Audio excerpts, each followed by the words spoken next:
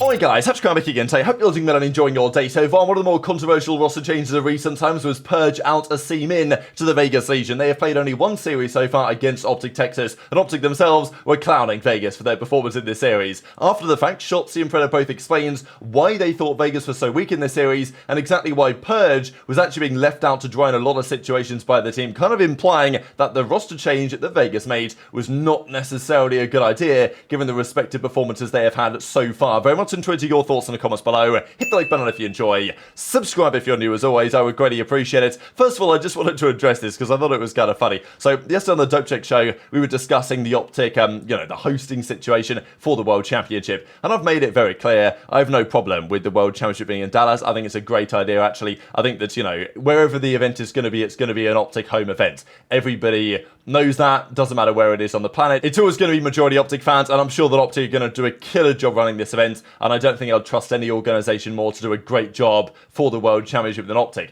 The question has been, and Octane mentioned this in some depth on the flank as well, about whether it should be OpTic hosted. It being in the city where the team is based, I don't think there's any issue with that. In the same way that when it was in Los Angeles a couple of years ago, I had no problem with it being in LA, but it wasn't like LA hosted, right? And this is kind of the point that I was making that, personally, I don't think that this type of stuff, so, bagging all the drums, and this is great. Like, I wanted to clarify that I love this type of stuff for the scene when it's at OpTic's, home major, when it's at their event in Esports Stadium Arlington, or even elsewhere in Texas, it's fine. When it's their event, fantastic. OpTic get the special walkout, they get the special, bagging of the drums, I don't know what that was about. They get the special treatments, all this stuff, and they get the best practice rooms, they get the best practice facilities, in the same way that, Toronto would have the same at their own event. I think there's no problem with that, that's absolutely fine. But for the World Championship, my personal perspective is, that should not be the case. I don't think the venue should be biased in that sense of the World Championship. Is it going to make any real difference from a competitive perspective? Probably not. I mean, whatever you want to say about the home crowd buff, OpTic always have the home crowd, so it doesn't really make much difference there. But I do think that ideally the event should be more neutral, but whatever. I'm sure it's still going to be a great event, and look, maybe it's the help that OpTic need at the end of the day, even if it's very marginal, because they've obviously struggled at the World Championship for the last several years. Couple of things from Dashy actually as well. Formal was talking about this Halo map that's coming soon, and, well, he wasn't so happy that it didn't look especially vibey. It looks pretty, I don't know, don't look like the most exciting map in the world, and as Formal says, yawn, can we get some vibes in these maps for the love of God? Arden Forest Remix, Dashy says, talking about this one, because it does kind of have Arden Forest vibes, I suppose, in World War II, and this is one of the things that people say. Well, people joke about it, right? They look at Vista, they look at Six Star, they look at Rio, they say, damn, the map is pretty, it looks nice, it's vibey, but it might not be that good, but it looks good, so it's coming in. I do think that matters to some degree at least, and also Dashy mentions this, so hyped for this upcoming major, just 12 more weeks of online matches left, and this is a feeling that I feel really deep as a fan as well. Like last season, when we had 3 weeks of online qualifiers and then straight into the major, that was not, it felt like quite a long time. But honestly, this season, it's either 4 weeks of qualifiers or it's 5 weeks of qualifiers, and Dashy doesn't even know how to count the weeks anymore. It's like, yep, when even is this major? We're just going to play online COD forever. Especially because when you're playing 7 matches over 5 weekends, most of the weekends you play 1 game. Which, nobody likes doing that. And this is the point. The CDL team agreement update that we saw last week, massively important for the scene, and massive positivity around it in the future, what the space is going to be like, and I'm really looking forward to what the changes are going to be. But we need some changes to this damn format, man. The players know it, the fans know it, I'm sure the league knows it as well, and hopefully what we saw last week could be the beginning of something changing in quite a considerable way. And speaking of some changes actually, the fact that Major 4 has now been pushed back, if you guys are unaware of this, it got cancelled in Charlotte, North Carolina, because Ravens are not the best organisation, and it's instead going to be in LA and Burbank for Major 4. But as a result, they've pushed it back by an entire week, so the qualifiers have gone back by a week, the Major has gone back by a week as well, which means that it now clashes with Scump's wedding, so he's not going to be able to watch party it. I don't know what the plan is going to be for, Zoomer and everything during that situation, whether they're going to be out there in person or whatever, because it's going to be a really important event, Major 4, and obviously no issues for Scump and wishing him the best with his wedding and everything like that, but I think that Major 4, it really deserved a crowd, because there's going to be so many teams that have the possibility to qualify for the World Championship then, and I don't know, it deserves more coverage than it's going to get. So it's going to be a funny way to close out the year, I'm not going to lie, at Major 4 with no crowd. because of all the things that, you know, could and should have happened, they haven't happened. We got to talk about some of these roster changes that have been going down, because we saw Los Angeles Gullers earlier today rumored to be making a move, and Las Vegas Legion, they made a change after their first weekend of qualifiers, purge out aCeam into the roster. Interesting decision at the time. I still will commend decisions like this to try and improve, because if you're, you know, 5th, 6th, 7th, wherever that Vegas thought they were, and they believe they can get, you know, 4th or even better and, you know, solidify their spot at the World Championship, always going to commend trying to make an improvement if you believe that could be the case. This I thought was a funny clip as well for back in the day. Any clip that I see from Black Ops 3, you've got a hard time stopping me from talking about it. And I don't even remember seeing this clip maybe at the time, but Simp, you guys can see, is actually on his mobile phone talking to his mum here, and immediately he's just absolutely slamming these guys off the heady. I mean, the strafe speed, the CUDA, yeah, what a gun. I mean, what can I say anymore? But we did see Vegas, they made a change. aCeam was in, Purj is gone.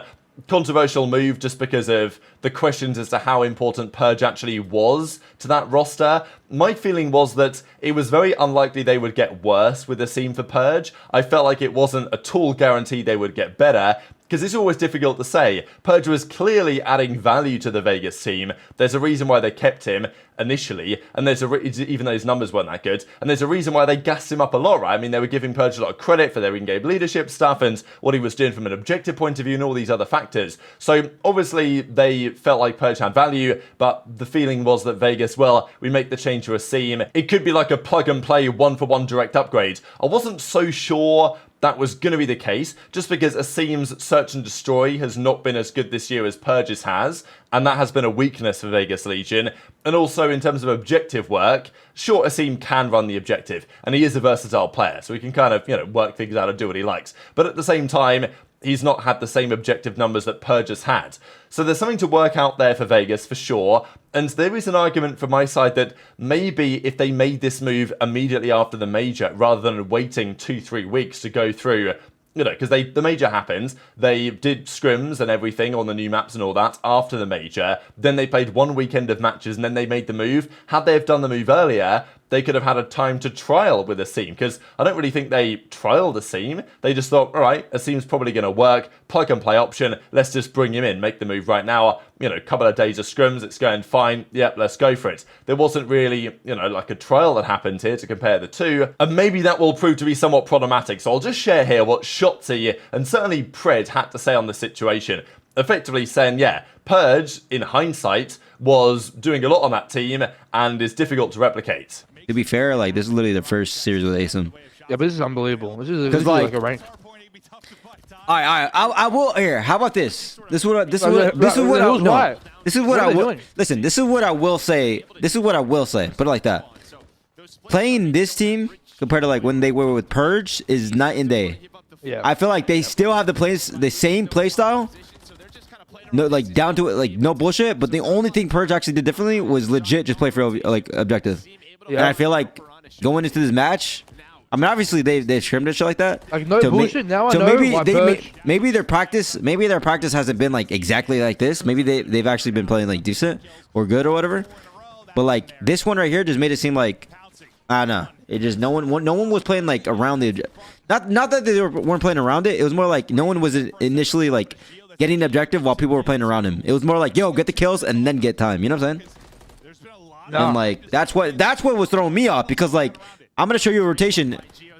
I think it was I'm gonna show you a rotation the second time on the P5, bro.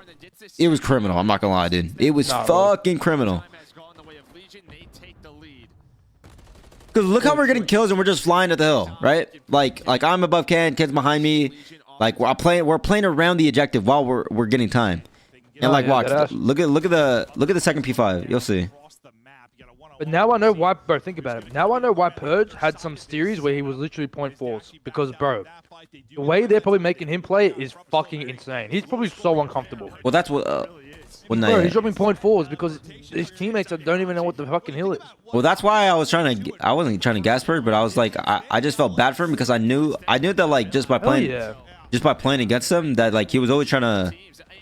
He was always trying to be selfless, and like there's times where you just gotta be selfless, obviously, but then there's obviously moments where you just gotta like get kills. And I felt like he was legit only getting time, bro. Only getting time and always taking the routes for the team. Oh yeah. But why are you saying it like that? But I feel like they just need to have a balance, to be honest. Because I will say, like, it seems like Nero gives me the vibe where like he can literally do whatever the fuck he wants. Like I feel like that's kind of like their mindset. Like let Nero just do his thing while the other three like kind of play towards aBeZy. So Purj saying, yeah, no surprise that Purj is not having the greatest numbers during a lot of those series because, you know, he's out there on his own trying to do the objective work solo, and since the change, that seems to be less of the case. I mean, it was such a wild series, OpTic versus Vegas Legion. I don't know what was going on half the time, and even Shotzzy said, I'm not one to talk about, wow, what were they doing? That was not a reaction you got when they played with Purj. So, you know, he was definitely adding value. The question is, could you get a player like Purj that delivers more damage and more numbers? Sure, but there have been quite a few teams, winning teams in COD history, that have had an SMG player with a 0.85, 0.9, and they can make that work with the right pieces around them. So, look, I still want to give them a bit more time. It is obviously early days. They played one series against one of the best teams in the world, but a team did have a stinker 0.64, and it wasn't a pretty series. Their next games, by the way, are against Surge, FaZe, New York, and Boston. So, you know, they've got to... I mean, Surge are looking better than they were before. They just beat the Subliners. FaZe are FaZe. Subliners are still New York at the end of the day. And then Boston, I mean, every series of Boston at this point is a must-win, but you'd think Vegas probably win that one. But, yeah, it's not exactly looking so good for Vegas. They're 1-2 so far, and, I mean, what's the best they get out of this? Maybe 3-4, you know, maybe 4-3, but 3-4, potentially 2-5 is probably more realistic looking at it. And 4-3 is definitely possible if the Subliners are just, you know, atrocious, which maybe they are nowadays. But yeah, I think it's an interesting move that Vegas made, especially with the timing of the decision. And Shotzzy and Pred do not seem convinced that getting rid of Purj and bringing in Nastie has made a lot of sense. Now, the numbers would imply that it was worth a go, but, you know, you can look at it from a broader perspective and in terms of what the players are actually playing, because those are the guys that feel what it's like. They scrim Vegas. They've played them Purj and they've played the aBeZy version, and they know what it feels like to play those teams, and they feel like one of those teams is more impactful than the other. Now, you know, maybe some time, things will change around, but it's worth considering. And if the team doesn't work out with aBeZy, like if they just substantially get worse and they can't put it together, what do? You know, do you get Purj back? I mean, you could, it's possible. Do you try and get a guy like Hixie? I mean, that's possible as well. So it will be interesting to see how this trends, and if they can't put it together with aBeZy, and also what that means for aBeZy's future as well. Because we know that aBeZy, you know, a bit of a journeyman who's been basically everywhere on loads of these organizations over the last several years. So that is potentially going to continue at some point. Just to close out with this, I thought was kind of cool. Gataga, Scump, Nadeshot, Doug, Big Timer, the top 5 ever kind of COD Pro players for YouTube channel views. Krem's at 71 million. Zoomer's just passed aBeZy actually as well at 68 million, which is pretty cool. So, yeah, when Money B gets back on his BS, maybe he's going to be flying up here. I always find it kind of wild. Like, this channel has something like 85 million views, which is kind of wild to me. I know I've been doing it a few years at this point, but technically I think would be 6th on this list, but obviously I'm not a pro, so, you know, it is what it is. But Shotzzy flying up the leaderboard as well here, like overtaking Sharp, like what an OG as well. So yeah, very much interested in your thoughts on all this stuff in the comment section below. Thanks for watching as always, take care of yourselves, and I'll see you next time.